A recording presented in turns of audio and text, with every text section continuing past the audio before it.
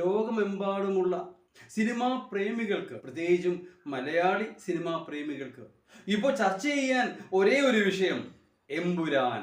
ഒന്നാമതായി തന്നെ റിലീസിന് മുമ്പ് തന്നെ ആ ചിത്രത്തെ പറ്റി ഒരുപാട് ഹൈപ്പ് ക്രിയേറ്റ് ചെയ്തു, അഥവാ അമിത പ്രതീക്ഷ ഉളവാക്കപ്പെട്ടു. 5 ഭാഷകളിലായി ലോകമെമ്പാടും റിലീസ് ചെയ്യപ്പെട്ടപ്പോൾ വലിയ പ്രതീക്ഷയായിരുന്നു ആ സിനിമയെ പറ്റി. നിർമ്മാതാക്കളുടെ ആ പ്രതീക്ഷയ്ക്കൊത്തുയരാൻ ആ സിനിമയ്ക്ക് കഴിഞ്ഞില്ല എന്നുള്ളത് യാഥാർത്ഥ്യം തന്നെയാണ്.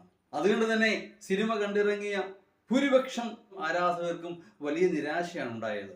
പക്ഷെ അതിനേക്കാളൊക്കെ ശ്രദ്ധേയമായ വിഷയം എന്ന് പറയുന്നത് ഇപ്പോൾ ഉണ്ടായിരിക്കുന്ന ഈ കോൺട്രവേഴ്സിയാണ്. എന്താണ് കോൺട്രവേഴ്സി? ഗുജറാത്ത് കലാപം.